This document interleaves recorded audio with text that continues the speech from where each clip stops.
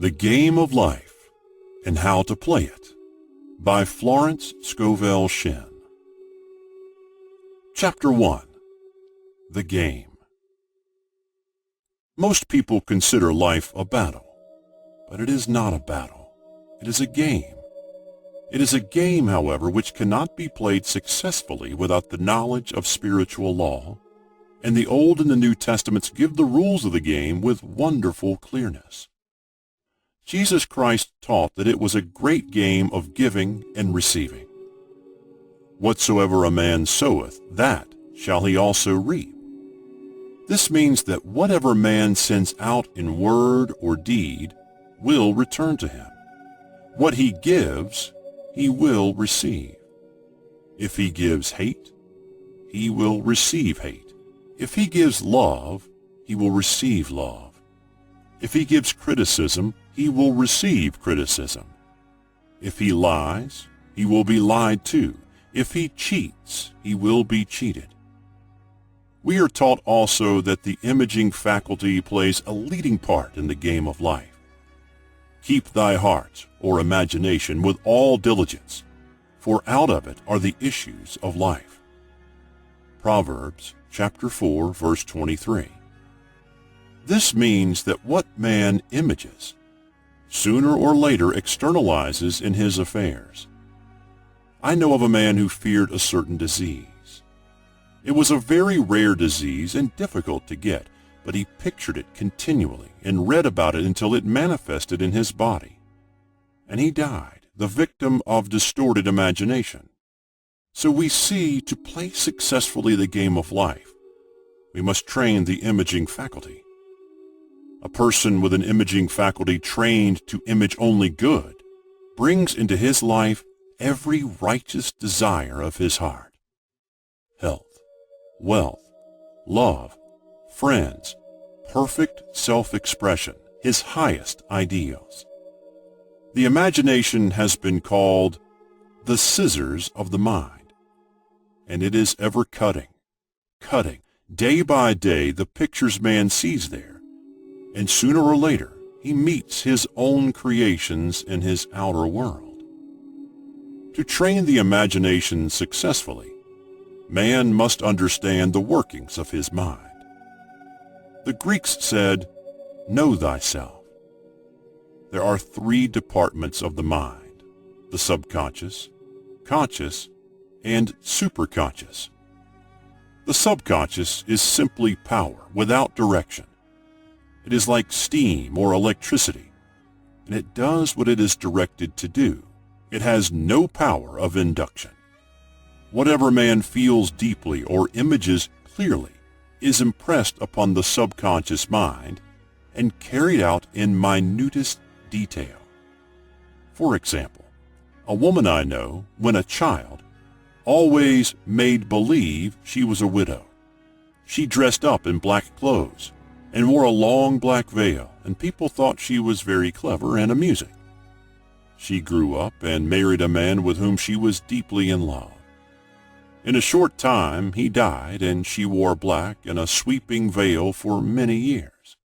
The picture of herself as a widow was impressed upon the subconscious mind, and in due time worked itself out regardless of the havoc created. The conscious mind has been called mortal or carnal mind. It is the human mind and sees life as it appears to be. It sees death, disaster, sickness, poverty, and limitation of every kind, and it impresses the subconscious. The superconscious mind is the God mind within each man, and is the realm of perfect ideas. In it is the perfect pattern spoken of by Plato, the divine design.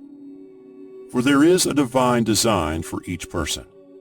There is a place that you are to fill, and no one else can fill, something you are to do, which no one else can do. There is a perfect picture of this in the superconscious mind. It usually flashes across the conscious as an unattainable ideal, something too good to be true. In reality, It is man's true destiny or destination flashed to him from the infinite intelligence which is within himself.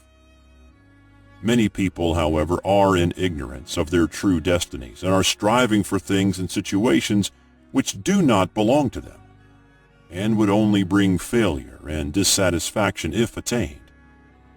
For example, a woman came to me and asked me to speak the word that she would marry a certain man with whom she was very much in love. She called him A.B. I replied that this would be a violation of spiritual law, but that I would speak the word for the right man, the divine selection, the man who belonged to her by divine right. I added, if A.B. is the right man, you can't lose him, and if he isn't, you will receive his equivalent. She saw A.B. frequently, but no headway was made in their friendship. One evening she called and said, "Do you know, for the last week, A.B. hasn't seemed so wonderful to me?" I replied, "Maybe he is not the divine selection. Another man may be the right one." Soon after that, she met another man who fell in love with her at once, and who said she was his ideal. In fact, he said all the things that she had always wished A.B. would say to her.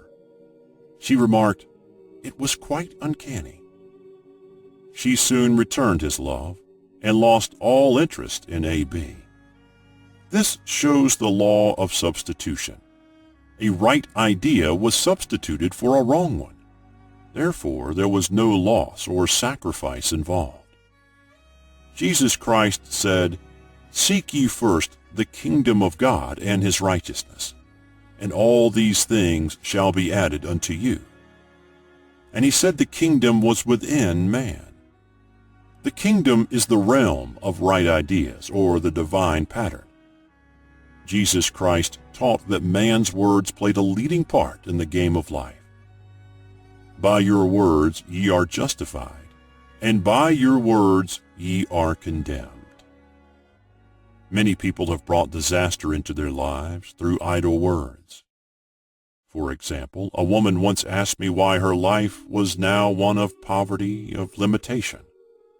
Formerly she had a home, was surrounded by beautiful things, and had often tired of the management of her home, and had said repeatedly, "I'm sick and tired of things.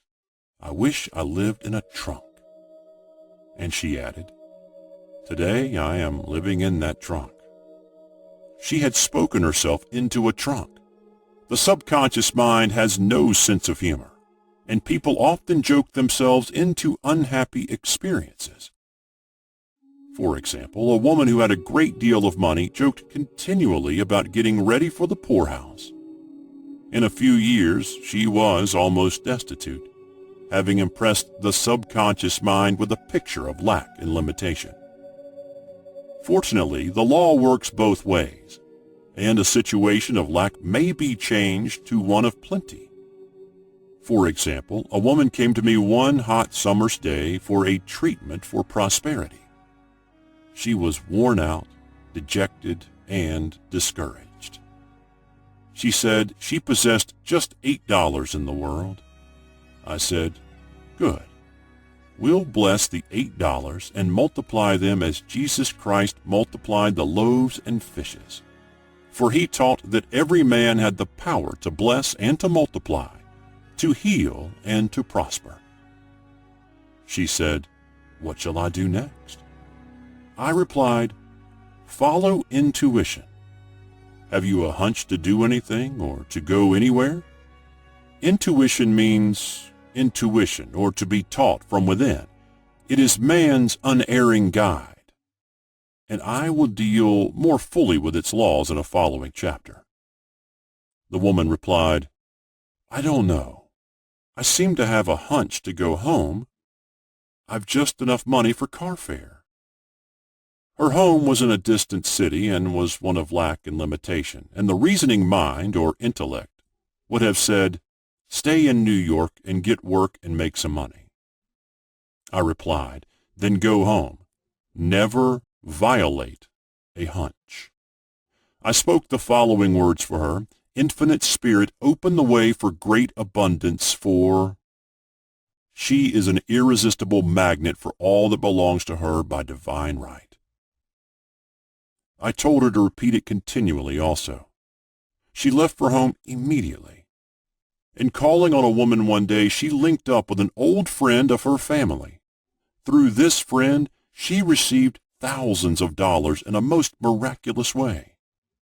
She has said to me often, "Tell people about the woman who came to you with $8 and a hunch." There is always plenty on man's pathway, but it can only be brought into manifestation through desire, faith, or the spoken word. Jesus Christ brought out clearly that man must make the first move.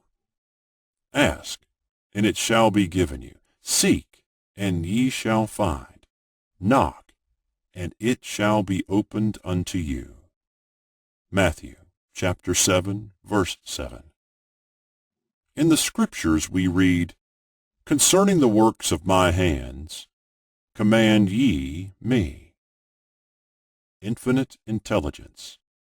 God is ever ready to carry out man's smallest or greatest demands. Every desire, uttered or unexpressed, is a demand. We are often startled by having a wish suddenly fulfilled. For example, one Easter, having seen many beautiful rose trees in the florist's windows, I wished I would receive one, and for an instant saw it mentally being carried in the door. Easter came, and with it a beautiful rose tree. I thanked my friend the following day and told her it was just what I had wanted. She replied, "I didn't send you a rose tree. I sent you lilies." The man had mixed the order and sent me a rose tree simply because I had started the law in action, and I had to have a rose tree. Nothing stands between man and his highest ideals and every desire of his heart, but doubt and fear. When man can wish without worrying, every desire will be instantly fulfilled. I will explain more fully in a following chapter the scientific reason for this, and fear must be erased from the consciousness. It is man's only enemy. Fear of lack, fear of failure, fear of sickness, fear of loss, and a feeling of insecurity on some plane. Jesus Christ said, "Why are ye fearful, O ye of little faith?" Matthew chapter 8, verse 26. So we can see we must substitute faith for fear is only inverted faith. It is faith in evil instead of good. The object of the game of life is to see clearly one's good and to obliterate all mental pictures of evil.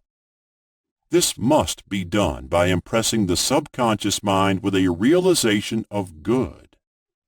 A very brilliant man who has attained great success told me he had suddenly erased all fear from his consciousness by reading a sign which hung in a room. He saw printed in large letters this statement, "Why worry? It will probably never happen." These words were stamped indelibly upon his subconscious mind, and he has now a firm conviction that only good can come into his life. Therefore, only good can manifest. In the following chapter, I will deal with the different methods of impressing the subconscious mind. It is man's faithful servant, but one must be careful to give it the right orders. Man has ever a silent listener at his side, his subconscious mind. Every thought, every word is impressed upon it and carried out in amazing detail. It is like a singer making a record on the sensitive disc of the phonographic plate. Every note and tone of the singer's voice is registered. If he coughs or hesitates, it is registered also. So let us break all the old bad records in the subconscious mind, the records of our lives which we do not wish to keep, and make new and beautiful ones. Speak these words aloud with power and conviction. I now smash and demolish by my spoken word every untrue record in my subconscious mind. They shall return to the dust heap of their native nothingness, for they came from my own vain imaginings. I now make my perfect records through the Christ within, the records of health, wealth, love, and perfect self-expression. This is the square of life, the game completed. In the following chapters, I will show how man can change his conditions by changing his words. Any man who does not know the power of the word is behind the times. Death and life are in the power of the tongue. Proverbs chapter 18, verse 21. Chapter 2. The Law of Prosperity. One of the greatest messages given to the race through the Scriptures is that God is man's supply, and that man can release through his spoken word all that belongs to him by divine right. He must, however, have perfect faith in his spoken word. Isaiah said, "My word shall not return unto me void, but shall accomplish that where it is sent." We know now that words and thoughts are a tremendous vibratory force ever molding man's body and affairs. A woman came to me in great distress and said she was to be sued on the 15th of the month for $3,000. She knew no way of getting the money and was in despair. I told her God was her supply, and that there is a supply for every demand. So I spoke the word. I gave thanks that the woman would receive $3,000 at the right time in the right way. I told her she must have perfect faith and act her perfect faith. The 15th came, but no money had materialized. She called me on the phone and asked what she was to do. I replied, "It is Saturday, so they won't sue you today. Your part is to act rich, thereby showing perfect faith that you will receive it by Monday." She asked me to lunch with her to keep up her courage. When I joined her at a restaurant, I said, "This is no time to economize. Order an expensive luncheon. Act as if you have already received the $3,000. All things whatsoever ye ask in prayer, believing, ye shall receive." You must act as if you have already received. The next morning she called me on the phone and asked me to stay with her during the day. I said, "No, you are divinely protected and God is never too late." In the evening she phoned again, greatly excited, and said, "My dear, a miracle has happened. I was sitting in my room this morning when the doorbell rang. I said to the maid, 'Don't let anyone in.' The maid, however, looked out the window and said, 'It's your cousin with a long white beard.' So I said, 'Call him back. I would like to see him.' He was just turning the corner when he heard the maid's voice, and he came back. He talked for about an hour, and just as he was leaving, he said, 'Oh, by the way, how are finances?' I told him I needed the money, and he said, 'Why, my dear, I will give you $3,000 the first of the month.' I didn't like to tell him I was going to be sued. 'What shall I do? I won't receive it till the first of the month, and I must have it tomorrow,' I said. 'I'll keep on treating,' I said. 'Spirit is never too late.' I give thanks she has received the money on the invisible plane and that it manifests on time. The next morning her cousin called her up and said, 'Come to my office this morning and I will give you the money.' That afternoon she had $3,000 to her credit in the bank and wrote checks as rapidly as her excitement would permit. If one asks for success and prepares for failure, he will get the situation he is prepared for. For example, a man came to me asking me to speak the word that a certain debt would be wiped out. I found he spent his time planning what he would say to the man when he did not pay his bill, thereby neutralizing my words. he should have seen himself paying the debt. We have a wonderful illustration of this in the Bible relating to the 3 kings who were in the desert, without water for their men and horses. They consulted the prophet Elisha, who gave them this astonishing message. Thus saith the Lord, Ye shall not see wind, neither shall you see rain, yet make this valley full of ditches. Man must prepare for the thing he has asked for, when there isn't the slightest sign of it in sight. For example, a woman found it necessary to look for an apartment during the year when there was a great shortage of apartments in New York. It was considered almost an impossibility, and her friends were sorry for her and said, Isn't it too bad? You'll have to store your furniture and live in a hotel. She replied, You needn't feel sorry for me. I'm a Superman, and I'll get an apartment. She spoke the words. Infinite Spirit opened the way for the right apartment. She knew there was a supply for every demand, and that she was unconditioned, working on the spiritual plane, and that one with God is a majority.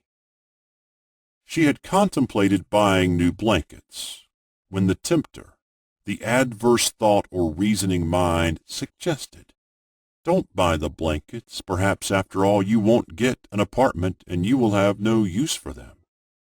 She promptly replied to herself, I'll dig my ditches by buying the blankets. So she prepared for the apartment, acted as though she already had it. She found one in a miraculous way, and it was given to her although there were over 200 other applicants. The blankets showed active faith. It is needless to say that the ditches dug by the 3 kings in the desert were filled to overflowing. Read 2 Kings.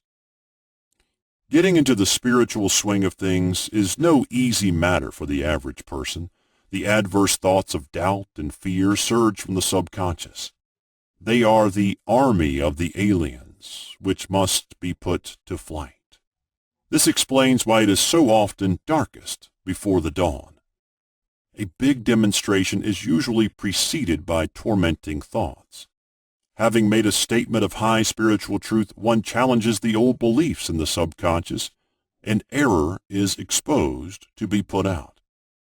This is the time when one must make his affirmations of truth repeatedly, and rejoice and give thanks that he has already received. Before ye call, I shall answer. This means that every good and perfect gift is already man's awaiting his recognition. Man can only receive what he sees himself receiving. The children of Israel were told that they could have all the land they could see. This is true of every man. He has only the land within his own mental vision.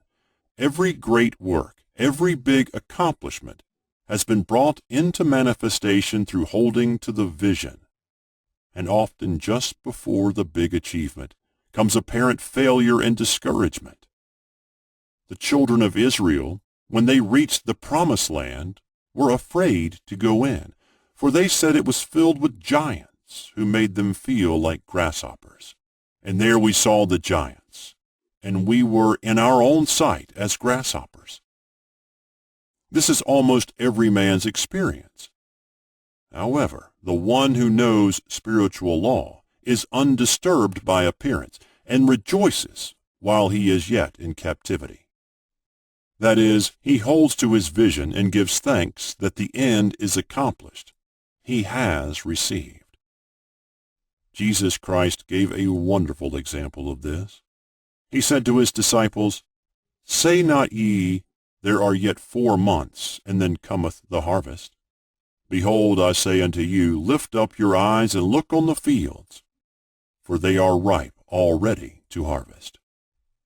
His clear vision pierced the world of matter, and he saw clearly the 4th-dimensional world, things as they really are, perfect and complete in divine mind. So man must ever hold the vision of his journey's end and demand the manifestation of that which he has already received. It may be his perfect health, love, supply, self-expression, home, or friends. They are all finished and perfect ideas registered in divine mind, man's own superconscious mind, and must come through him, not to him. For example, a man came to me asking for treatments for success.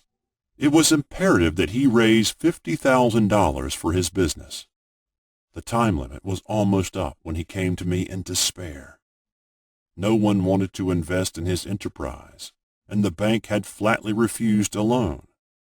I replied, "I suppose you lost your temper while at the bank, therefore your power. You can control any situation if you first control yourself. Go back to the bank," I added, "and I will treat." My treatment was, "You are identified in love with the spirit of everyone connected with the bank. Let the divine idea come out of this situation." He replied, "Woman, you are talking about an impossibility. Tomorrow is Saturday. The bank closes at 12, and my train won't get me there until 10, and the time limit is up tomorrow, and anyway they won't do it. It's too late." I replied, "God doesn't need any time and is never too late. With him, all things are possible." I added, "I don't know anything about business, but I know all about God." He replied, "It all sounds fine when I see her listening to you, but when I go out, it's terrible." He lived in a distant city, and I did not hear from him for a week. Then came a letter. It read, "You were right. I raised the money and will never again doubt the truth of all that you told me." I saw him a few weeks later, and I said, "What happened? You evidently had plenty of time after all." He replied, "My train was late, and I got there just 15 minutes to 12. I walked into the bank quietly and said, 'I have come for the loan.' And they gave it to me without a question. It was the last 15 minutes of the time allotted to him, and Infinite Spirit was not too late. In this instance, the man could never have demonstrated alone. He needed someone to help him hold to the vision. This is what one man can do for another. Jesus Christ knew the truth of this when he said, "If two of you shall agree on earth as touching anything that they shall ask, it shall be done for them of my Father which is in heaven." One gets too close to his own affairs and becomes doubtful and fearful. The friend or healer sees clearly the success, health, or prosperity and never wavers, because he is not close to the situation. It is much easier to demonstrate for someone else than for one's self. So a person should not hesitate to ask for help if he feels himself wavering. A keen observer of life once said, "No man can fail if some one person sees him successful." Such is the power of the vision, and many a great man owed his success to a wife or sister or a friend who believed in him and held without wavering to the perfect pattern. Chapter 3. The Power of the Word. A person knowing the power of the Word becomes very careful of his conversation. He has only to watch the reaction of his words to know that they do not return void. Through his spoken word, man is continually making laws for himself. I knew a man who said, "I always miss a car. It invariably pulls out just as I arrive." His daughter said, "I always catch a car. It's sure to come just as I get there." This occurred for years. Each one had made a separate law for himself, one of failure, one of success. This is the psychology of superstitions. The horseshoe or rabbit's foot contains no power, but man's spoken word and belief that it will bring good luck creates expectancy in the subconscious mind and attracts a lucky situation. I find, however, this will not work when man has advanced spiritually and knows a higher law. One cannot turn back and must put away graven images. For example, 2 men in my class had had great success in business for several months, when suddenly everything went to smash. We tried to analyze the situation, and I found instead of making their affirmations and looking to God for success and prosperity, they had each bought a lucky monkey. I said, "Oh, I see. You have been trusting in the lucky monkeys instead of God. Put away the lucky monkeys and call on the law of forgiveness, for man has power to forgive or neutralize his mistakes." They decided to throw the lucky monkeys down a coal hole, and all went well again. This does not mean, however, that one should throw away every lucky ornament or horseshoe about the house, but he must recognize that the power back of it is the one and only power, God, and that the object simply gives him a feeling of expectancy. I was with a friend one day who was in deep despair. In crossing the street, she picked up a horseshoe. Immediately, she was filled with joy and hope. She said God had sent her the horseshoe in order to keep up her courage. It was indeed at that moment about the only thing that could have registered in her consciousness. Her hope became faith, and she ultimately made a wonderful demonstration. I wish to make the point clear that the men previously mentioned were depending on the monkeys alone, while this woman recognized the power back of the horseshoe. I know in my own case, it took a long while to get out of a belief that a certain thing brought disappointment. If the thing happened, disappointment invariably followed. I found the only way I could make a change in the subconscious was by asserting there are not 2 powers. There is only one power, God, therefore there are not disappointments, and this thing means a happy surprise. I noticed a change at once, and happy surprises commenced coming my way. I have a friend who said nothing could induce her to walk under a ladder. I said, "If you are afraid, you are giving in to a belief in 2 powers, good and evil, instead of one. As God is absolute, there can be no opposing power, unless man makes the false of evil for himself. To show you believe in only one power, God, and that there is no power or reality in evil, walk under the next ladder you see." Soon after, she went to her bank. She wished to open her box in the safety deposit vault, and there stood a ladder on her pathway. It was impossible to reach the box without passing under the ladder. She quailed with fear and turned back. She could not face the lion on her pathway. However, when she reached the street, my words rang in her ears, and she decided to return and walk under it. It was a big moment in her life, for ladders had held her in bondage for years. She retraced her steps to the vault, and the ladder was no longer there. This so often happens. If one is willing to do a thing he is afraid to do, he does not have to. It is the law of non-resistance, which is so little understood.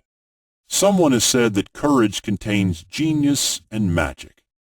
Face a situation fearlessly, and there is no situation to face. It falls away of its own weight. The explanation is that fear attracted the ladder on the woman's pathway, and fearlessness removed it. Thus the invisible forces are ever working for man who is always pulling the strings himself, though he does not know it. Owing to the vibratory power of words, whatever man voices, he begins to attract.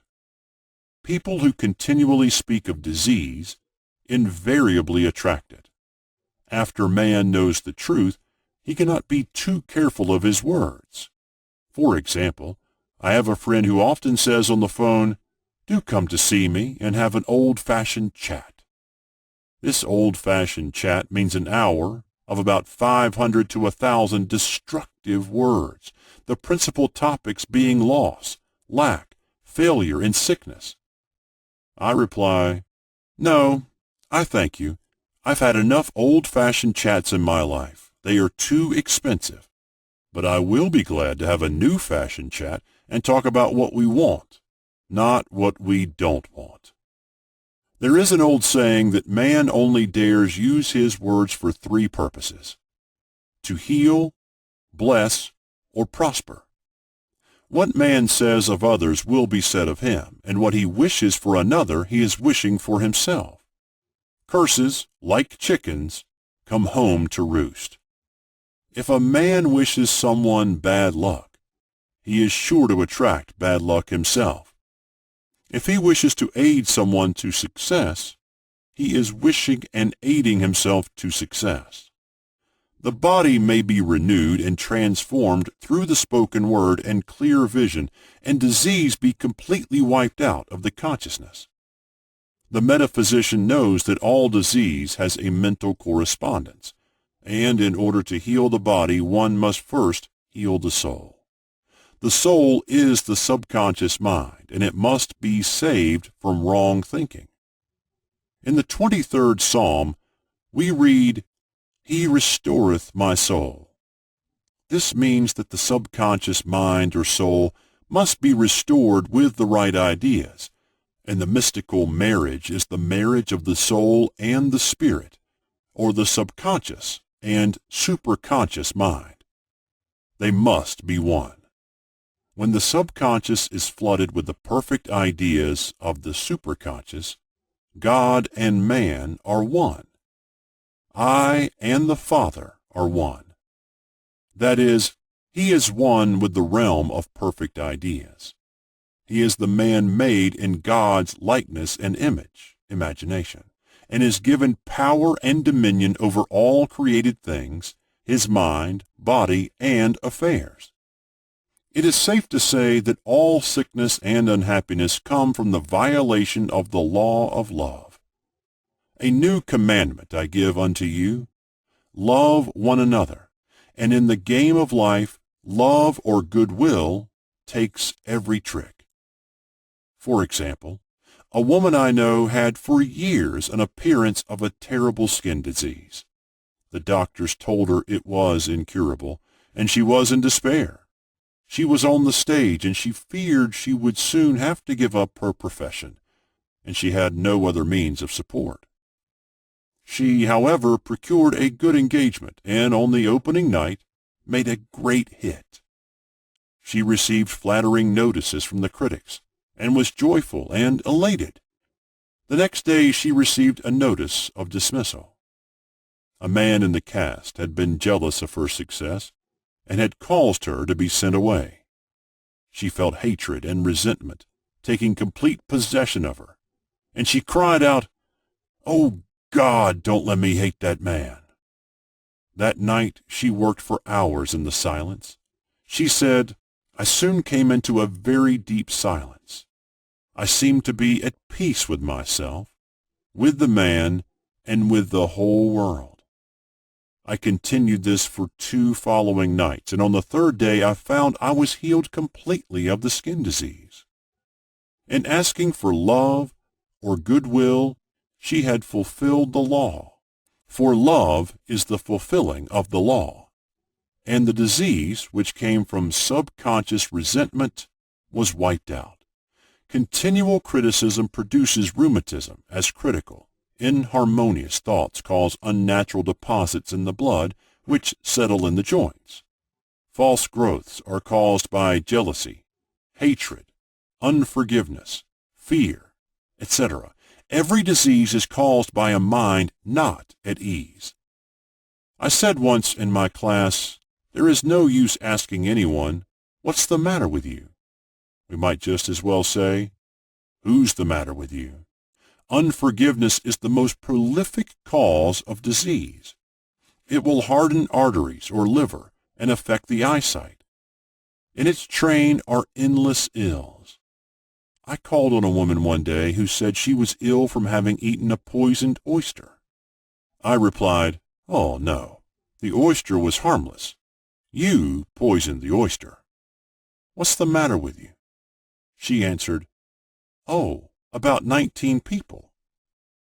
She had quarreled with 19 people and had become so inharmonious that she attracted the wrong oyster. Any inharmony on the external indicates there is mental inharmony. As the within, so the without. Man's only enemies are within himself, and a man's foes shall be they of his own household. Personality is one of the last enemies to be overcome, as this planet is taking its initiation in love. It was Christ's message, peace on earth, goodwill towards man. The enlightened man, therefore, endeavors to perfect himself upon his neighbors. His work is with himself, to send out goodwill and blessings to every man, and the marvelous thing is that if one blesses a man, he has no power to harm him. For example, a man came to me asking to treat for success in business. He was selling machinery, and a rival appeared on the scene with what he proclaimed was a better machine, and my friend feared defeat.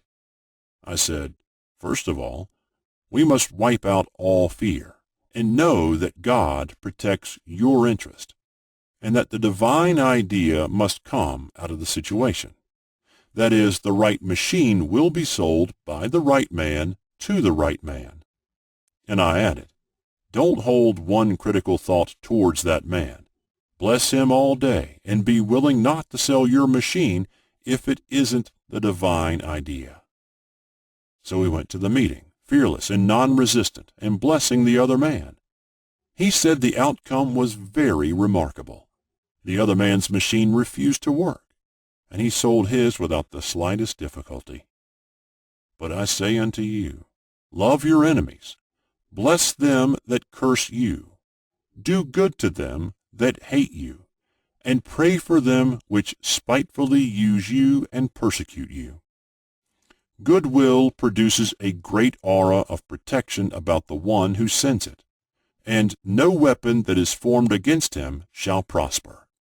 In other words, love and goodwill destroy the enemies with one's self. Therefore, one has no enemies on the external. There is peace on earth for him who sends goodwill to man. Chapter 4. The Law of Non-Resistance. Nothing on earth can resist an absolutely non-resistant person. The Chinese say that water is the most powerful element because it is perfectly non-resistant. It can wear away a rock and sweep all before it. Jesus Christ said, "Resist not evil." For he knew in reality there is no evil, therefore nothing to resist. Evil has come of man's vain imagination, or belief in two powers, good and evil. There is an old legend that Adam and Eve ate of Maya, the tree of illusion, and saw two powers instead of one power, God. Therefore, evil is a false law man has made for himself through psychoma or soul sleep. Soul sleep means that man's soul has been hypnotized by the race belief of sin, sickness, and death, etc., which is carnal or mortal thought, and his affairs have outpictured his illusions. We have read in a preceding chapter that man's soul is his subconscious mind, and whatever he feels deeply, good or bad, is outpictured by that faithful servant. His body and affairs show forth what he has been picturing. The sick man has pictured sickness, the poor man poverty, the rich man wealth. People often say, why does a little child attract illness when it is too young even to know what it means? I answer that children are sensitive and receptive to the thoughts of others about them, and often outpicture the fears of their parents. I heard a metaphysician once say, if you do not run your subconscious mind yourself, someone else will run it for you. Mothers often unconsciously attract illness and disaster to their children by continually holding them in thoughts of fear and watching for symptoms. For example, a friend asked a woman if her little girl had had the measles. She replied promptly, "Not yet." This implied that she was expecting the illness and therefore preparing the way for what she did not want for herself and child. However, the man who is centered and established in right thinking, the man who sends out only goodwill to his fellow man and who is without fear, cannot be touched or influenced by the negative thoughts of others. In fact, he could then receive only good thoughts, as he himself sends forth only thoughts. Resistance is hell, for it places man in a state of torment. A metaphysician once gave me a wonderful recipe for taking every trick in the game of life. It is the acme of non-resistance. He gave it in this way. At one time in my life, I baptized children, and of course, they had many names. Now I no longer baptize children, but I baptize events. But I give every event the same name. If I have a failure, I baptize it success, in the name of the Father, and of the Son, and of the Holy Ghost. In this, we see the great law of transmutation, founded on non-resistance. Through his spoken word, every failure was transmuted into success. For example, a woman who required money, and who knew the spiritual law of opulence, was thrown continually in a business way with a man who made her feel very poor. He talked lack and limitation, and she commenced to catch his poverty thoughts. So she disliked him and blamed him for her failure. She knew in order to demonstrate her supply, she must first feel that she had received. A feeling of opulence must precede its manifestation. It dawned on her one day that she was resisting the situation and seeing two powers instead of one. So she blessed the man and baptized the situation success. She affirmed, as there is only one power, God, this man is here for my good and my prosperity. Just what he did not seem to be there for. Soon after that, she met, through this man, a woman who gave her, for a service rendered, several $1,000s. And the man moved to a distant city and faded harmoniously from her life. Make the statement, every man is a golden link in the chain of my good, for all men are God in manifestation, awaiting the opportunity given by man, himself, to serve the divine plan of his life. Bless your enemy, and you rob him of his ammunition. His arrows will be transmuted into blessings. This law is true of nations as well as individuals. Bless a nation, send love and goodwill to every inhabitant, and it is robbed of its power to harm. Man can only get the right idea of non-resistance through spiritual understanding. My students have often said, "I don't want to be a doormat." I reply, when you use non-resistance with wisdom, no one will ever be able to walk over you. Another example, one day I was impatiently awaiting an important telephone call. I resisted every call that came in and made no outgoing calls myself, reasoning that it might interfere with the one I was awaiting. Instead of saying, divine ideas never conflict, the call will come at the right time, leaving it to infinite intelligence to arrange, I commenced to manage things myself. I made the battle mine, not God's, and remained tense and anxious. The bell did not ring for about an hour, and I glanced at the phone and found the receiver had been off that length of time, and the phone was disconnected. My anxiety, fear, and belief in interference had brought on a total eclipse of the telephone. Realizing what I had done, I commenced blessing the situation at once. I baptized it success, and affirmed I cannot lose any call that belongs to me by divine right. I am under grace and not under law. A friend rushed out to the nearest telephone to notify the company to reconnect. She entered a crowded grocery, but the proprietor left his customers and attended to the call himself. My phone was connected at once, and 2 minutes later, I received a very important call, and about an hour afterward, the one I had been awaiting. One's ships come in over a calm sea. So long as man resists a situation, he will have it with him. If he runs away from it, it will run after him. For example, I repeated this to a woman one day, and she replied, "How true that is. I was unhappy at home. I disliked my mother, who was critical and domineering. So I ran away and was married. But I married my mother, for my husband was exactly like my mother, and I had the same situation to face again. Agree with thine adversary quickly." This means agree that the adverse situation is good, be undisturbed by it, and it falls away of its own weight. "None of these things move me" is a wonderful affirmation. The inharmonious situation comes from some inharmony within man himself. When there is in him no emotional response to an inharmonious situation, it fades away forever from his pathway. So we see man's work is ever with himself. People have said to me, "Give treatments to change my husband or my brother."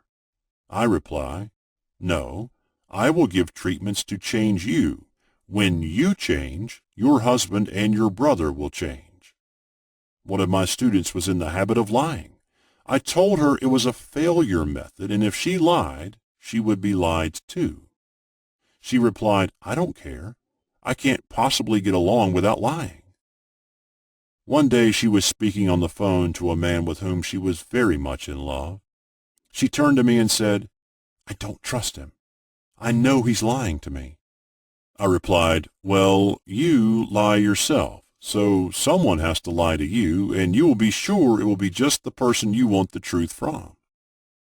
Some time after that, I saw her, and she said, "I'm cured of lying." I questioned, "What cured you?" And she replied, "I have been living with a woman who lied worse than I did." One is often cured of his faults by seeing them in others. Life is a mirror, and we find only ourselves reflected in our associates.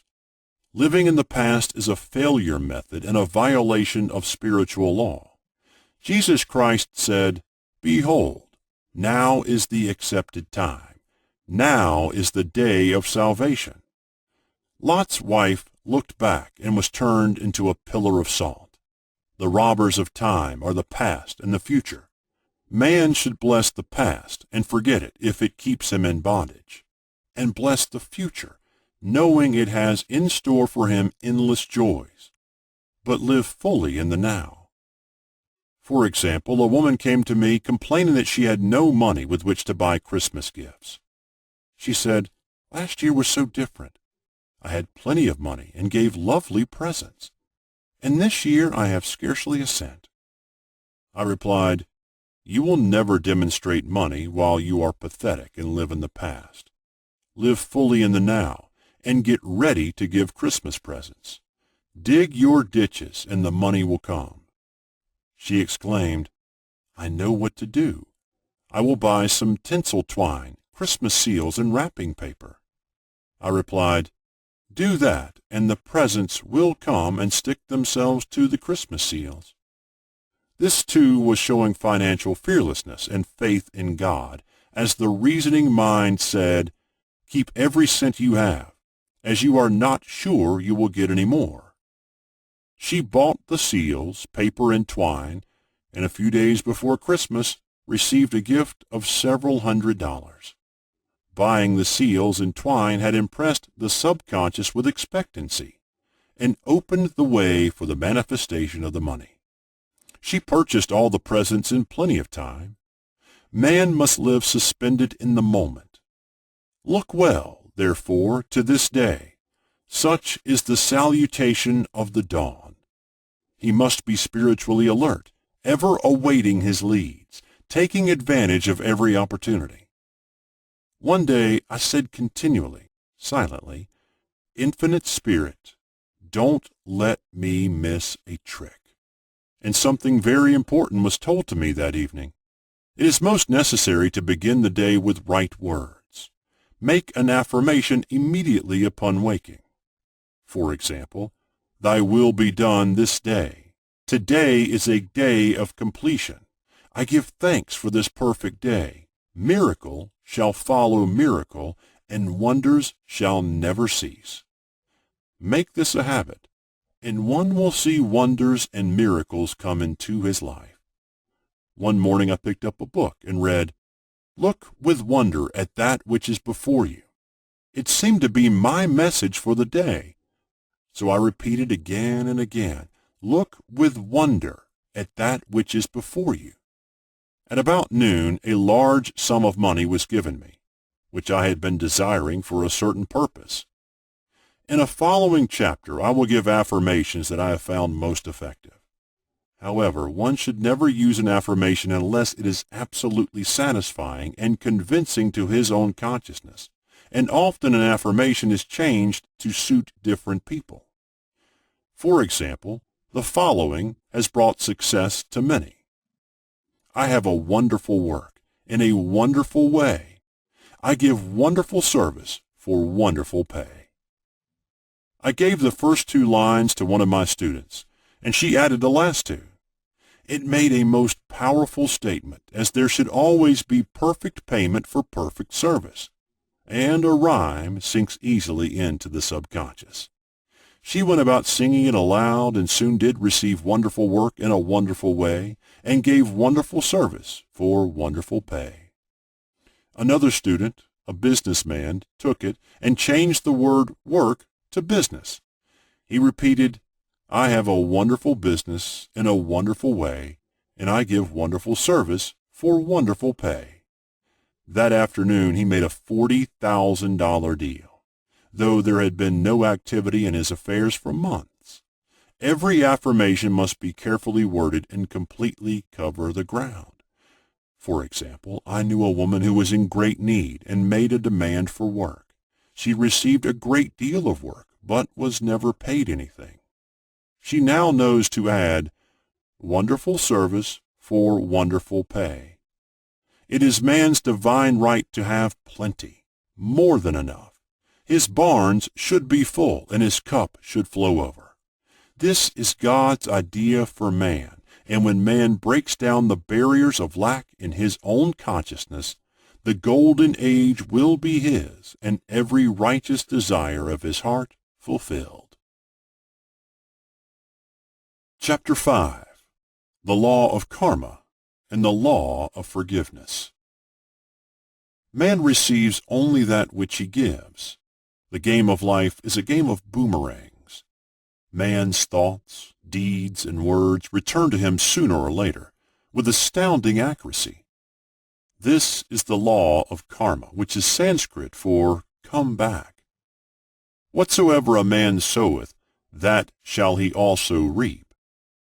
For example, a friend told me this story of herself illustrating the law. She said, "I make all my karma on my aunt. Whatever I say to her, someone says to me. I am often irritable at home, and one day said to my aunt, who was talking to me during dinner, 'No more talk. I wish to eat in peace.' The following day I was lunching with a woman with whom I wished to make a great impression. I was talking animatedly, when she said, 'No more talk. I wish to eat in peace.' My friend is high in consciousness, so her karma returns much more quickly than to one on the mental plane. The more man knows, the more he is responsible for, and a person with a knowledge of spiritual law which he does not practice suffers greatly in consequence. The fear of the Lord, law, is the beginning of wisdom. If we read the word Lord, law, it will make many passages in the Bible much clearer. "Vengeance is mine. I will repay, saith the Lord." Law. It is the law which takes vengeance, not God. God sees man perfect, created in his own image. Imagination. and given power and dominion. This is the perfect idea of man, registered in divine mind, awaiting man's recognition, for man can only be what he sees himself to be, and only attain what he sees himself attaining. Nothing ever happens without an onlooker, is an ancient saying. Man sees first his failure or success, his joy or sorrow, before it swings into visibility from the scenes set in his own imagination. We have observed this in the mother picturing disease for her child, or a woman seeing success for her husband. Jesus Christ said, "And ye shall know the truth, and the truth shall make you free." So we see freedom from all unhappy conditions comes through knowledge, a knowledge of spiritual law. Obedience precedes authority, and the law obeys man when he obeys the law. The law of electricity must be obeyed before it becomes man's servant. When handled ignorantly, it becomes man's deadly foe. So with the laws of mind. For example, a woman with a strong personal will wished she'd owned a house which belonged to an acquaintance, and she often made mental pictures of herself living in the house. In the course of time, the man died and she moved into the house. Several years afterwards, coming into the knowledge of spiritual law, she said to me, "Do you think I had anything to do with that man's death?" I replied, "Yes, your desire was so strong everything made way for it, but you paid your karmic debt. Your husband, whom you loved devotedly, died soon after, and the house was a white elephant on your hands for years." The original owner, however, could not have been affected by her thoughts had he been positive in the truth, nor her husband, but they were both under karmic law. The woman should have said, feeling the great desire for the house, "Infinite intelligence, give me the right house, equally as charming as this, the house which is mine by divine right." The divine selection would have given perfect satisfaction and brought good to all. The divine pattern is the only safe pattern to work by.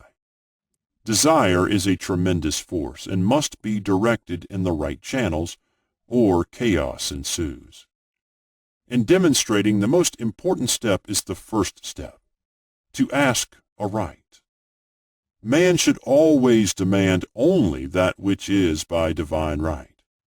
To go back to the illustration, had the woman taken this attitude, "If this house I desire is mine, I cannot lose it.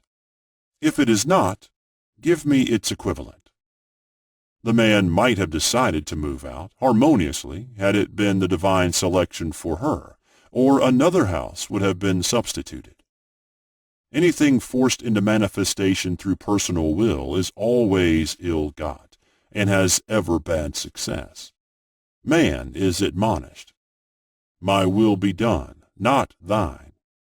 And the curious thing is, man always gets just what he desires when he does relinquish personal will, thereby enabling infinite intelligence to work through him. "Stand ye still and see the salvation of the Lord." Law. For example, a woman came to me in great distress. Her daughter had determined to take a very hazardous trip, and the mother was filled with fear. She said she had used every argument, had pointed out the dangers to be encountered, and forbidden her to go. But the daughter became more and more rebellious and determined. I said to the mother, "You are forcing your personal will upon your daughter, which you have no right to do, and your fear of the trip is only attracting it, for man attracts what he fears." I added, "Let go, and take your mental hands off. Put it in God's hands, and use this statement: I put this situation in the hands of infinite love and wisdom. If this trip is the divine plan, I bless it and not longer resist. But if it is not divinely planned, I give thanks that it is now dissolved and dissipated." A day or two after that, her daughter said to her, "Mother, I have given up the trip." And the situation returned to its native nothingness. It is learning to stand still, which seems so difficult for man. I have dealt more fully with this law in the chapter on non-resistance. I will give another example of sowing and reaping which came in the most curious way. A woman came to me saying she had received a counterfeit $20 bill given to her at the bank. She was much disturbed, for she said, "The people at the bank will never acknowledge their mistake." I replied, "Let us analyze the situation and find out why you attracted it." She thought a few moments and exclaimed, "I know it. I sent a friend a lot of stage money just for a joke." So the law had sent her some stage money, for it doesn't know anything about jokes. I said, "Now we will call on the law of forgiveness and neutralize the situation." Christianity is founded upon the law of forgiveness. Christ has redeemed us from the curse of the karmic law, and the Christ within each man is his Redeemer and salvation from all inharmonious conditions. So I said, "Infinite Spirit, we call on the law of forgiveness and give thanks that she is under grace and not under law, and cannot lose this $20 which is hers by divine right. Now," I said, "go back to the bank and tell them fearlessly that it was given you there by mistake." She obeyed, and to her surprise, they apologized and gave her another bill, treating her most courteously. So knowledge of the law gives man power to rub out his mistakes. Man cannot force the external to be what he is not. If he desires riches, he must be rich first in consciousness. For example, a woman came to me asking treatment for prosperity. She did not take much interest in her household affairs, and her home was in great disorder. I said to her, "If you wish to be rich, you must be orderly. All men with great wealth are orderly, and order is heaven's first law." I added, "You will never become rich with a burnt match in the pincushion." She had a good sense of humor and commenced immediately, putting her house in order.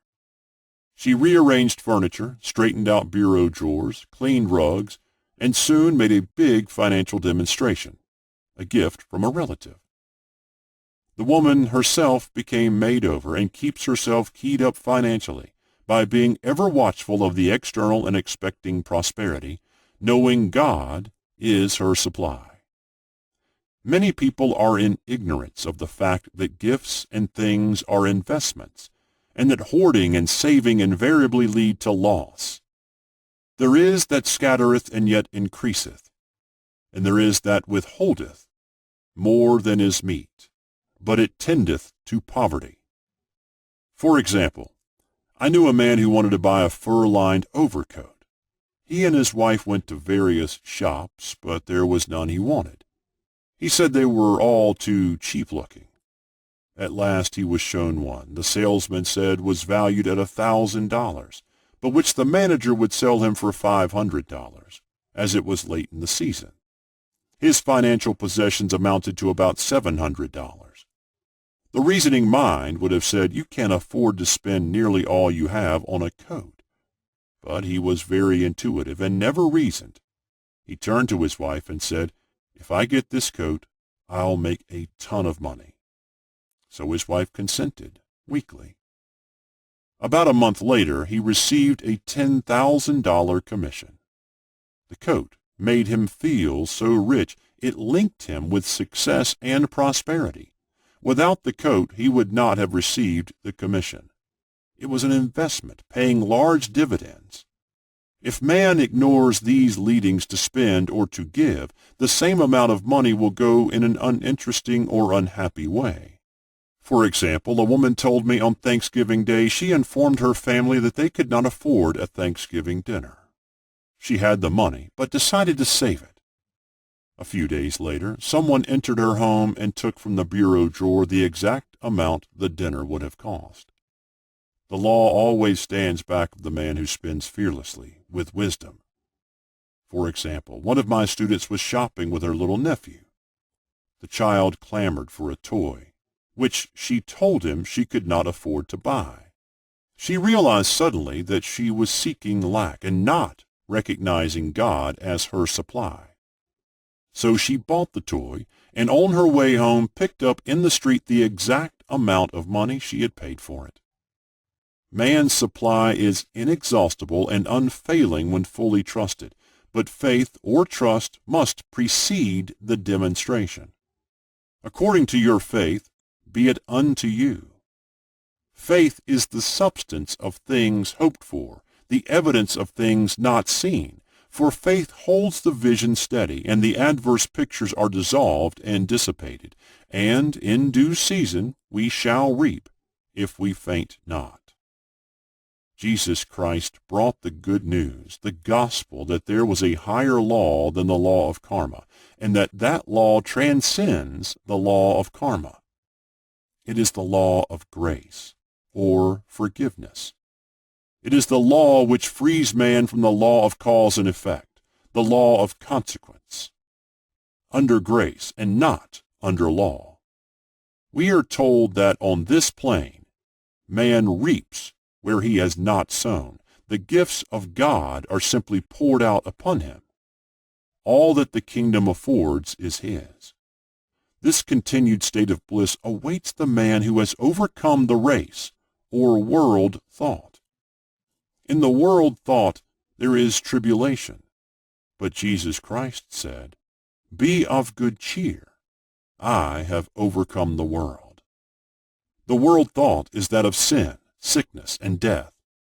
He saw their absolute unreality and said, "Sickness and sorrow shall pass away, and death itself, the last enemy, be overcome." We know now, from a scientific standpoint, that death could be overcome by stamping the subconscious mind with the conviction of eternal youth and eternal life. The subconscious, being simply power without direction, carries out orders without questioning.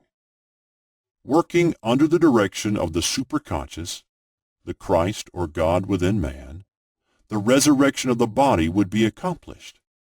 Man would no longer throw off his body in death.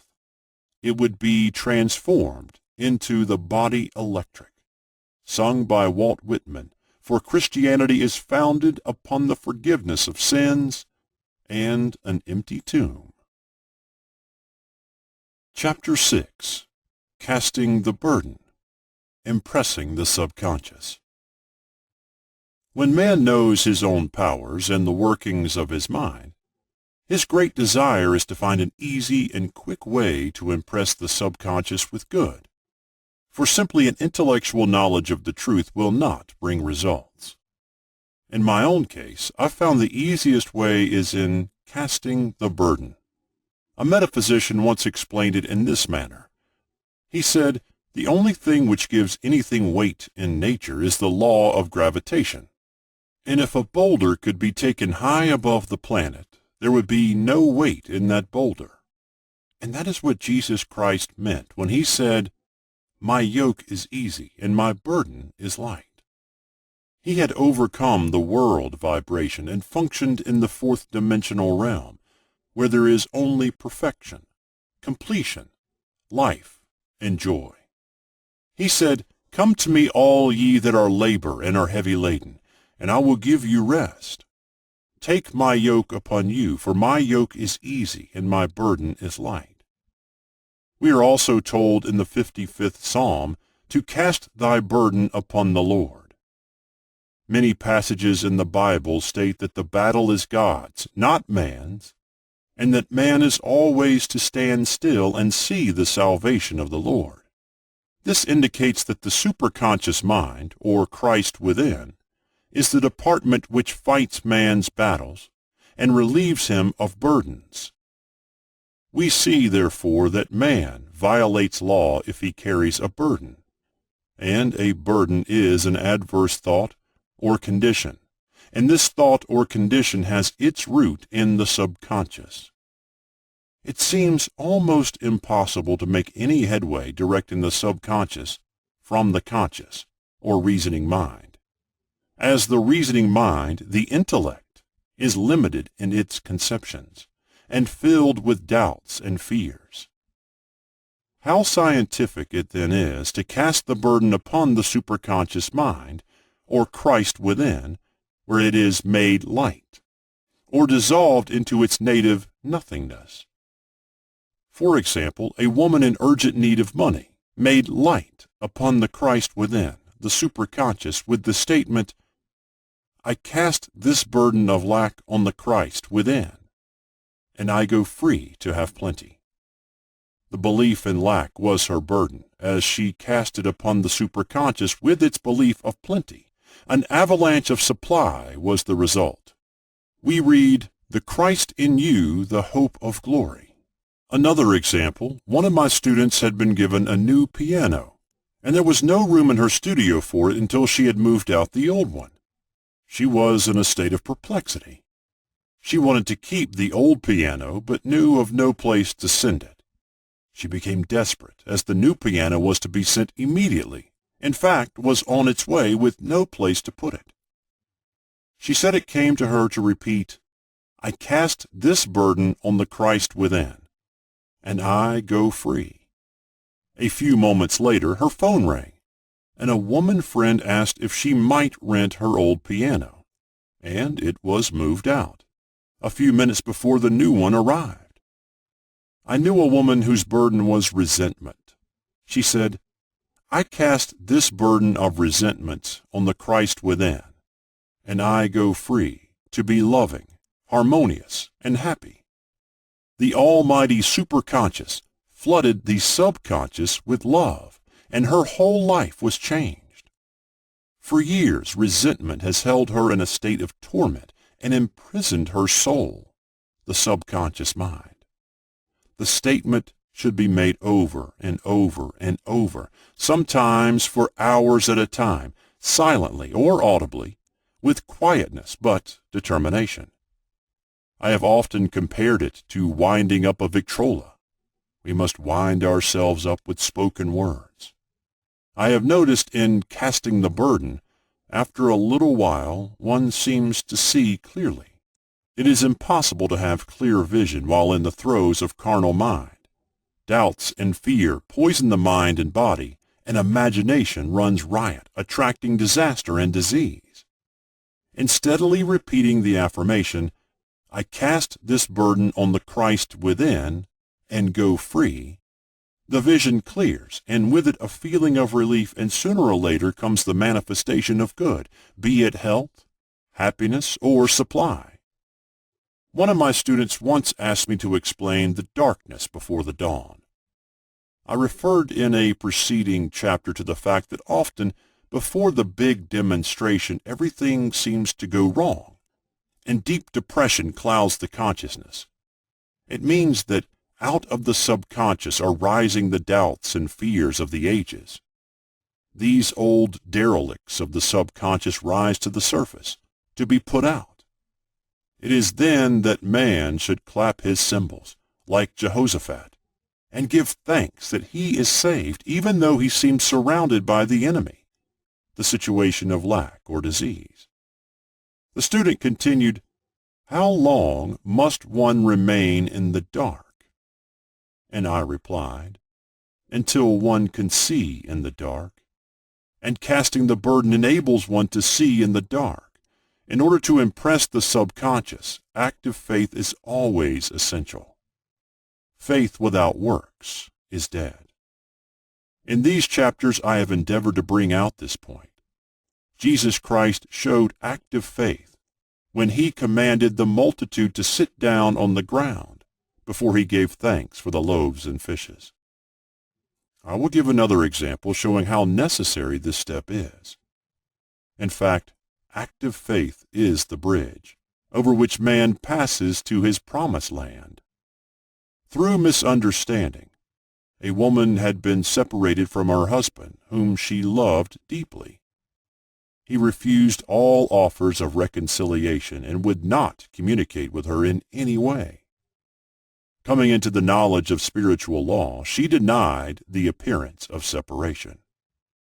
She made this statement, There is no separation in divine mind. Therefore, I cannot be separated from the love and companionship which are mine by divine right. She showed active faith by arranging a place for him at the table every day, thereby impressing the subconscious with a picture of his return. Over a year passed, but she never wavered, and one day he walked in. The subconscious is often impressed through music. Music has a fourth-dimensional quality and releases the soul from imprisonment. It makes wonderful things seem possible and easy of accomplishment. I have a friend who uses her Victrola daily for this purpose. It puts her in perfect harmony and releases the imagination. Another woman often dances while making her affirmations. The rhythm and harmony of music and motion carry her words forth with tremendous power.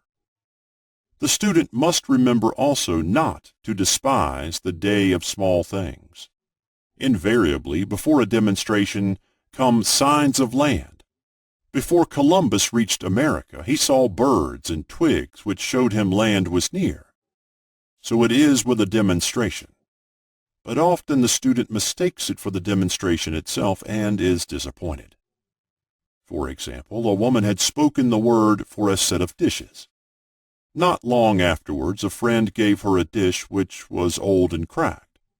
She came to me and said, "Well, I asked for a set of dishes, and all I got was a cracked plate." I replied, "The plate was only signs of land. It shows your dishes are coming. Look upon it as birds and seaweed." And not long afterwards, the dishes came. Continually making believe impresses the subconscious.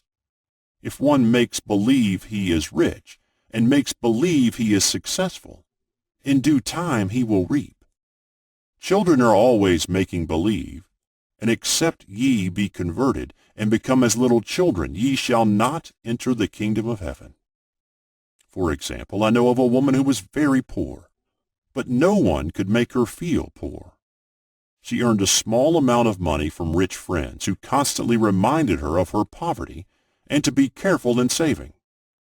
Regardless of their admonitions, she would spend all her earnings on a hat, or make someone a gift, or be in a rapturous state of mind. Her thoughts were always centered on beautiful clothes and rings and things, but without envying others. She lived in the world of the wondrous, and only riches seemed real to her. Before long, she married a rich man, and the rings and things became visible. I do not know whether the man was the divine selection, but opulence had to manifest in her life, and she had imaged only opulence. There is no peace or happiness for man until he has erased all fear from the subconscious. Fear is misdirected energy and must be redirected or transmuted into faith. Jesus Christ said, "Why are ye fearful, O ye of little faith?" All things are possible to him that believeth. I am asked so often by my students, "How can I get rid of fear?" I reply, by walking up to the thing you are afraid of. The lion takes its fierceness from your fear. Walk up to the lion and he will disappear. Run away and he runs after you. I have shown in previous chapters how the lion of lack disappeared when the individual spent money fearlessly, showing faith that God was his supply and therefore unfailing. Many of my students have come out of the bondage of poverty and are now bountifully supplied through losing all fear of letting money go out. The subconscious is impressed with the truth that God is the giver and gift. Therefore, as one is one with the giver, he is one with the gift. A splendid statement is, "I now thank God the giver for God the gift." Man has long separated himself from his good and his supply through thoughts of separation and lack that sometimes it takes dynamite to dislodge these false ideas from the subconscious, and the dynamite is a big situation. We see in the foregoing illustration how the individual was freed from his bondage by showing fearlessness. Man should watch himself hourly to detect if his motive for action is fear or faith. Choose ye this day whom we shall serve, fear or faith. Perhaps one's fear is of personality. Then do not avoid the people feared. Be willing to meet them cheerfully, and they will either prove golden links in the chain of one's good, or disappear harmoniously from one's pathway. Perhaps one's fear is of disease or germs. Then one should be fearless and undisturbed in a germ-laden situation, and he would be immune. One can only contract germs while vibrating at the same rate as the germ, and fear drags men down to the level of the germ. Of course, the disease-laden germ is the product of carnal mind, as all thought must objectify. Germs do not exist in the superconscious or divine mind, therefore are the product of man's vain imagination. In the twinkling of an eye, man's release will come when he realizes there is no power in evil. The material world will fade away, and the fourth-dimensional world, the world of the wondrous, will swing into manifestation. And I saw a new heaven and a new earth, and there shall be no more death, neither sorrow nor crying, neither shall there be any more pain, for the former things are passed away. Chapter 7. Love. Every man on this planet is taking his initiation in love. A new commandment I give unto you, that ye love one another. Uspensky states in Tertium Organum that love is a cosmic phenomenon and opens to man the fourth-dimensional world, the world of the wondrous. Real love is selfless and free from fear. It pours itself out upon the object of its affection, without demanding any return. Its joy is in the joy of giving. Love is God in manifestation, and the strongest magnetic force in the universe. Pure, unselfish love draws to itself its own. It does not need to seek or demand. Scarcely anyone has the faintest conception of real love. Man is selfish, tyrannical, or fearful in his affections, thereby losing the thing he loves. Jealousy is the worst enemy of love, for the imagination runs riot, seeing the loved one attracted to another, and invariably these fears objectify if they are not neutralized. For example, a woman came to me in deep distress. The man she loved had left her for other women, and said he never intended to marry her. She was torn with jealousy and resentment, and said she hoped he would suffer as he had made her suffer, and added, "How could he leave me when I loved him so much?" I replied, "You are not loving that man, you are hating him," and added, "You can never receive what you have never given. Give a perfect love, and you will receive a perfect love. Perfect yourself on this man. Give him a perfect, unselfish love, demanding nothing in return. Do not criticize or condemn, and bless him wherever he is." She replied, "No, I won't bless him unless I know where he is." "Well," I said, "that is not real love. When you send out real love will return to you, either from this man or his equivalent. For if this man is not the divine selection, you will not want him. As you are one with God, you are one with the love which belongs to you by divine right." Several months passed, and matters remained about the same, but she was working conscientiously with herself.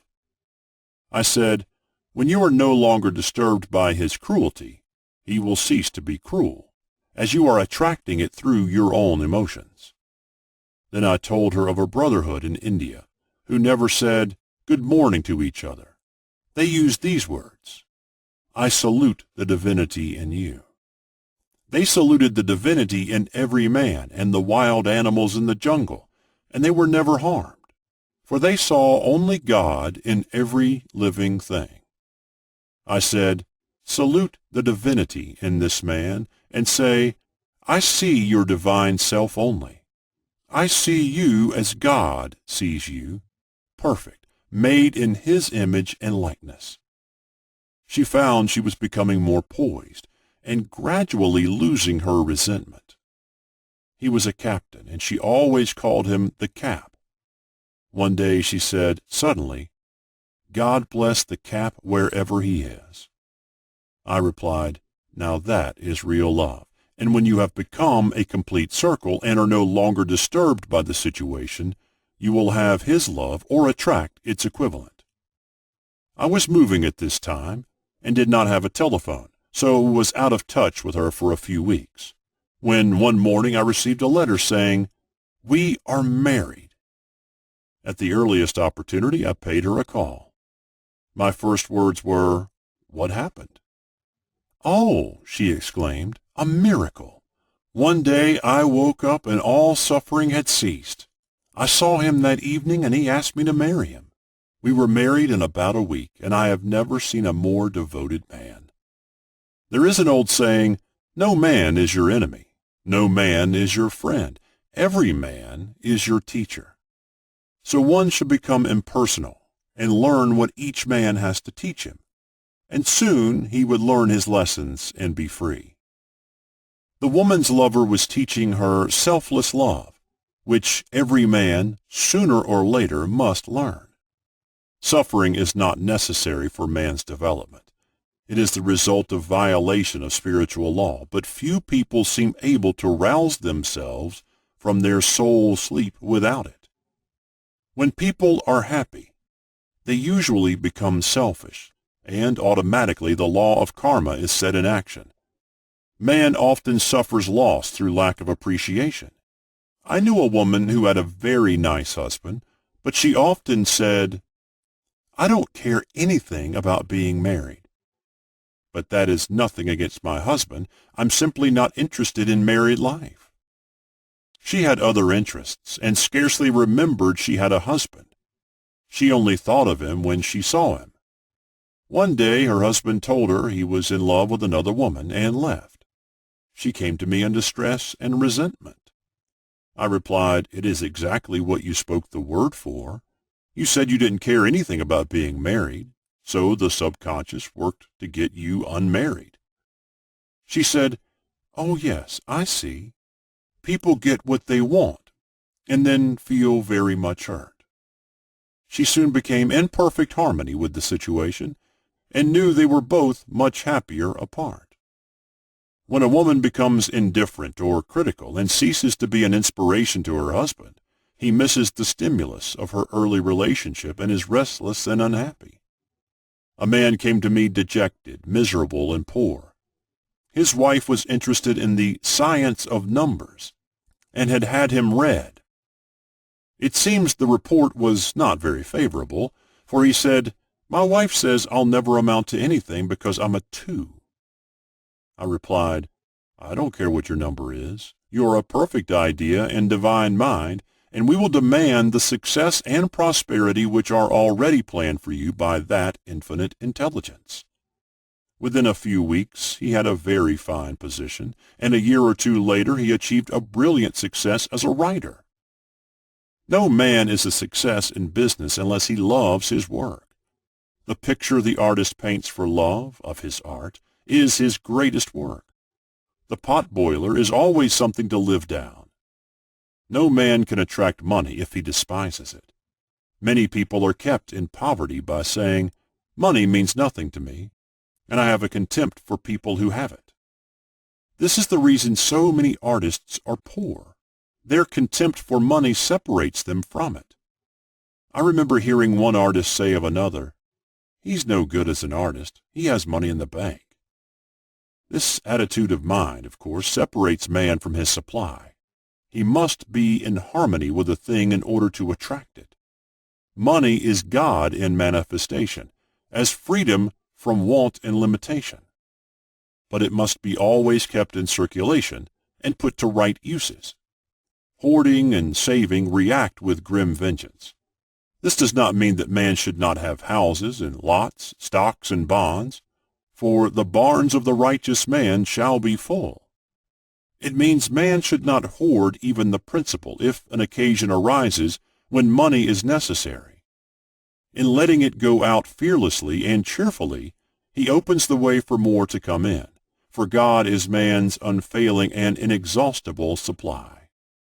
This is the spiritual attitude towards money, and the great bank of the universal never fails. We see an example of hoarding in the film production of Greed. The woman won $5,000 in a lottery, but would not spend it. She hoarded and saved, let her husband suffer and starve, and eventually she scrubbed floors for a living. She loved the money itself and put it above everything, and one night she was murdered and the money taken from her. This is an example of where love of money is the root of all evil.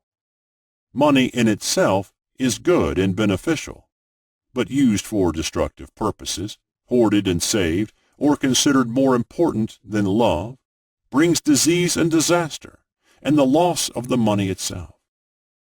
Follow the path of love, and all things are added, for God is love, and God is supply.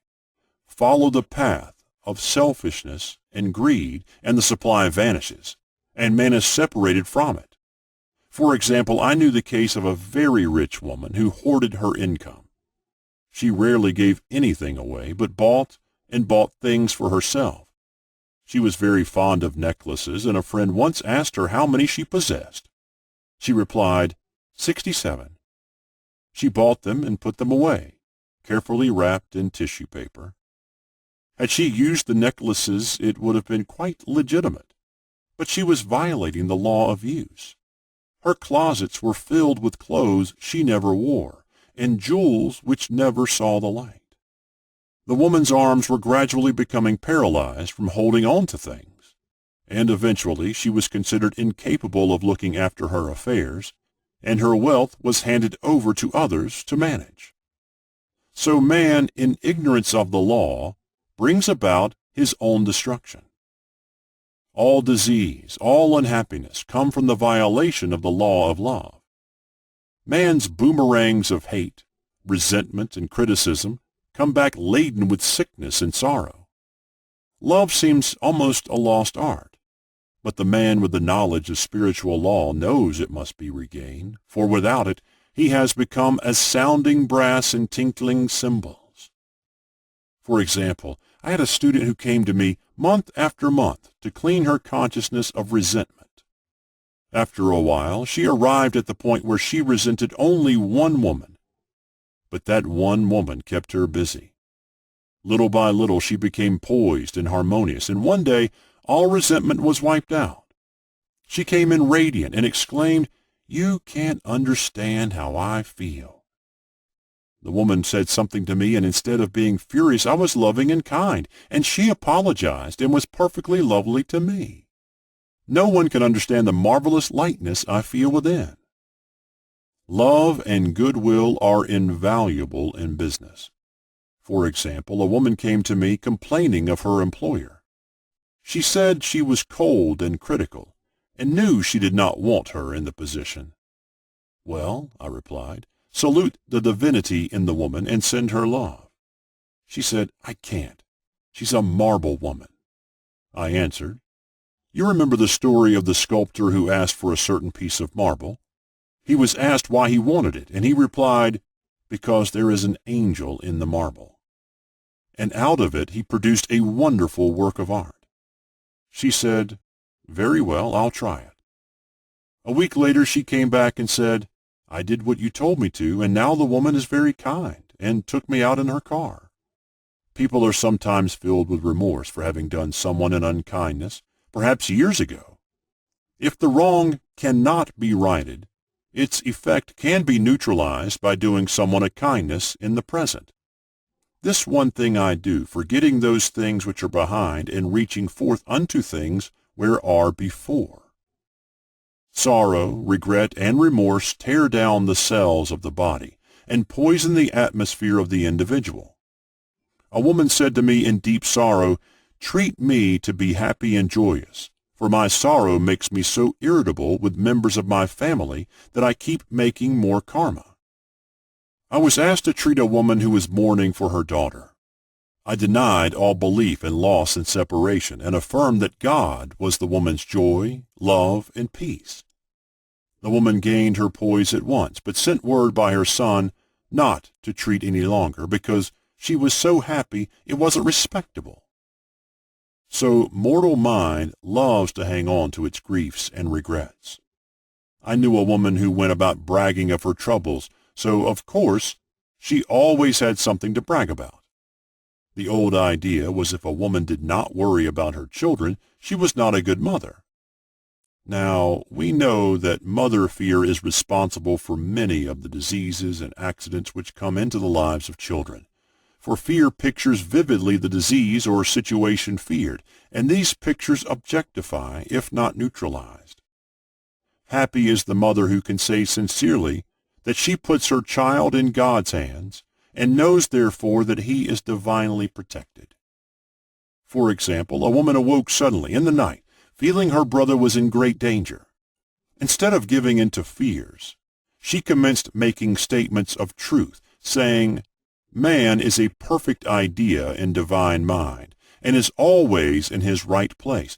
Therefore, my brother is in his right place and is divinely protected." The next day she found that her brother had been in close proximity to an explosion in a mine, but had miraculously escaped. So man is her brother's keeper, in thought, and every man should know that the thing he loves dwells in the secret place of the Most High, and abides under the shadow of the Almighty. There shall no evil befall thee, neither shall any plague come nigh thy dwelling. Perfect love casteth out fear. He that feareth is not made perfect in love. And love is the fulfilling of the law. Chapter 8. Intuition or Guidance.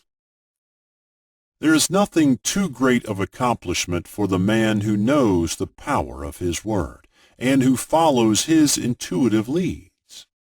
By the word, he starts in action unseen forces and can rebuild his body or remold his affairs.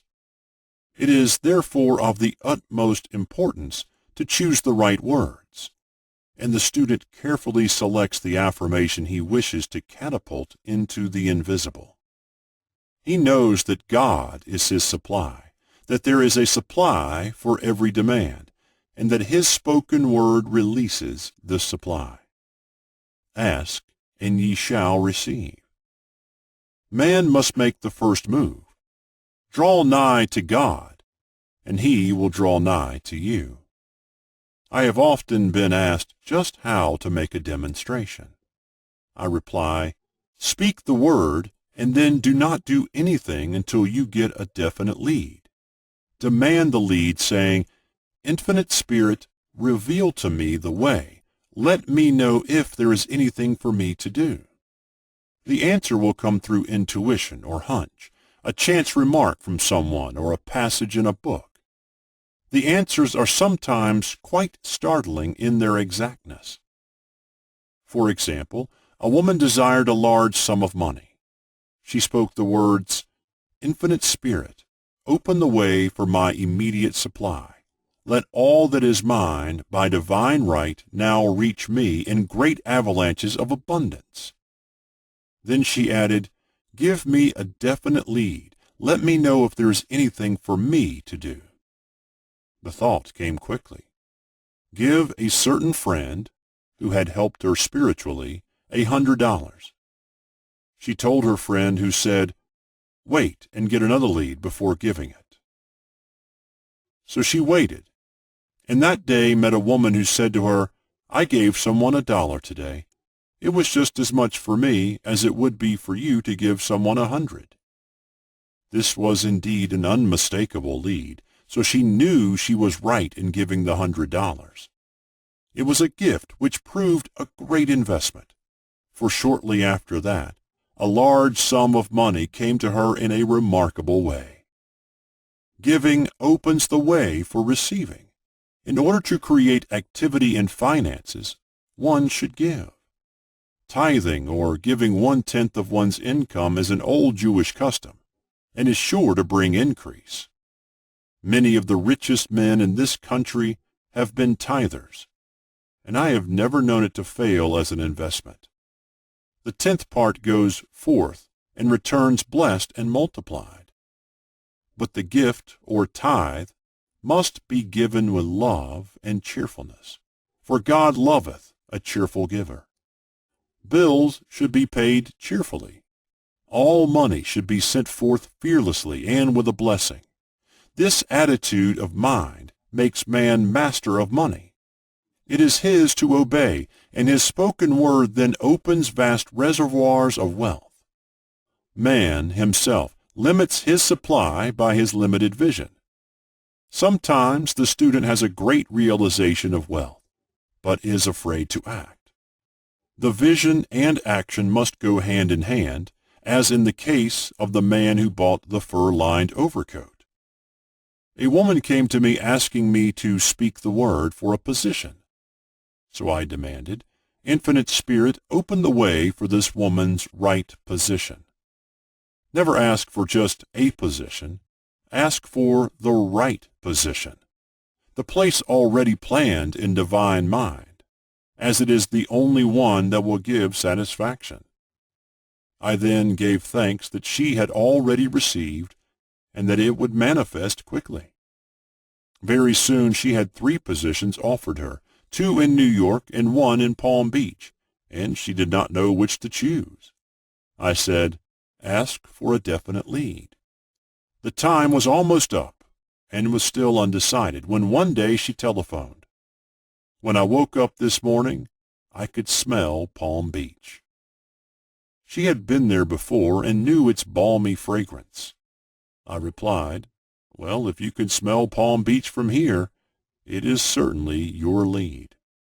She accepted the position, and it proved a great success. Often one's lead comes at an unexpected time. One day I was walking down the street when I suddenly felt a strong urge to go to a certain bakery, a block or 2 away. The reasoning mind resisted, arguing, there is nothing there that you want. However, I had learned not to reason, so I went to the bakery, looked at everything, and there was certainly nothing there that I wanted. But coming out, I encountered a woman I had thought of often, and who was in great need of the help which I could give her. So often, one goes for one thing and finds another. Intuition is a spiritual faculty, and does not explain, but simply points the way. A person often receives a lead during a treatment. The idea that comes may seem quite irrelevant, but some of God's leadings are mysterious. In the class one day, I was treating that each individual would receive a definite lead. A woman came to me afterwards and said, while you were treating, I got the hunch to take my furniture out of storage and get an apartment. The woman had come to be treated for health. I told her I knew in getting a home of her own, her health would improve. And I added, I believe your trouble, which is congestion, has come from having things stored away. Congestion of things causes congestion in the body. You have violated the law of use, and your body is paying the penalty. So I gave thanks that divine order was established in her mind, body, and affairs. People little dream of how their affairs react on the body. There is a mental correspondence for every disease. A person might receive instantaneous healing through the realization of his body being a perfect idea in divine mind, and therefore whole and perfect. But if he continues his destructive thinking, hoarding, hating, fearing, condemning, the disease will return. Jesus Christ knew that all sickness came from sin, but admonished the leper after the healing to go and sin no more, lest a worse thing come upon him. So man's soul, or subconscious mind, must be washed whiter than snow, for permanent healing, and the metaphysician is always delving deep for the correspondence. Jesus Christ said, "Condemn not, lest ye also be condemned. Judge not, lest ye be judged." Many people have attracted disease and unhappiness through condemnation of others. What man condemns in others, he attracts to himself. For example, a friend came to me in anger and distress because her husband had deserted her for another woman. She condemned the other woman and said continually she knew he was a married man and had no right to accept his attentions. I replied, "Stop condemning the woman. Bless her, and be through with the situation. Otherwise, you are attracting the same thing to yourself." She was deaf to my words, and a year or two later became deeply interested in a married man herself. Man picks up a live wire whenever he criticizes or condemns, and may expect a shock. Indecision is a stumbling block in many a pathway. In order to overcome it, make the statement repeatedly. I am always under direct inspiration. I make right decisions quickly. These words impress the subconscious, and soon one finds himself awake and alert, making his right moves without hesitation. I have found it destructive to look to the psychic plane for guidance, as it is the plane of many minds and not the one mind. As man opens his mind to subjectivity, he becomes a target for destructive forces. The psychic plane is the result of man's mortal thought, and is on the plane of opposites. He may receive either good or bad messages. The science of numbers and the reading of horoscopes keep man down on the mental or mortal plane, for they deal only with the karmic path. I know of a man who should have been dead years ago, according to his horoscope, but he is alive and a leader of one of the biggest movements in this country for the uplift of humanity. It takes a very strong mind to neutralize a prophecy of evil. The student should declare, "Every false prophecy shall come to naught. Every plan my Father in heaven has not planned shall be dissolved and dissipated. The divine idea now comes to pass." However, if any good message has ever been given one of coming happiness or wealth, harbor and expect it, and it will manifest sooner or later through the law of expectancy. Man's will should be used to back the universal will. I will that the will of God be done. It is God's will to give every man every righteous desire of his heart, and man's will should be used to hold the perfect vision without wavering. The prodigal son said, "I will arise and go to my father." It is indeed often an effort of the will to leave the husks and swine of mortal thinking. It is so much easier for the average person to have fear than faith. So faith is an effort of the will. As man becomes spiritually awakened, he recognizes that any external inharmony is the correspondence of mental inharmony. If he stumbles or falls, he may know he is stumbling or falling in consciousness. One day, a student was walking along the street condemning someone in her thoughts. She was saying mentally, "That woman is the most disagreeable woman on earth," when suddenly 3 Boy Scouts rushed around the corner and almost knocked her over. She did not condemn the Boy Scouts, but immediately called on the law of forgiveness and saluted the divinity in the woman. Wisdom's way are ways of pleasantness, and all her paths are peace. When one has made his demands upon the universal, he must be ready for surprises.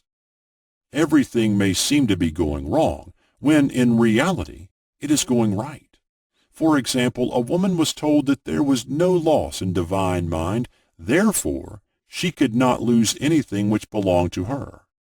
Anything lost would be returned, or she would receive its equivalent. Several years previously, she had lost $2,000. She had loaned the money to a relative during her lifetime, but the relative had died, leaving no mention of it in her will. The woman was resentful and angry, and as she had no written statement of the transaction, she never received the money. So she determined to deny the loss and collect the $2,000 from the Bank of the Universal. She had to begin by forgiving the woman, as resentment and unforgiveness closed the doors of this wonderful bank. She made this statement: "I deny loss. There is no loss in divine mind. Therefore I cannot lose the $2,000 which belong to me by divine right. As one door shuts, another door opens."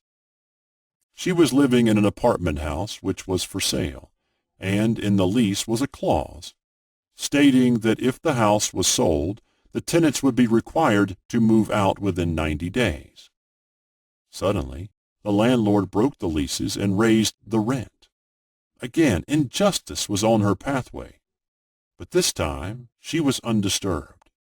She blessed the landlord and said, "As the rent has been raised, it means that I'll be that much richer, for God is my supply." New leases were made out for the advanced rent, but by some divine mistake, the 90 days clause had been forgotten.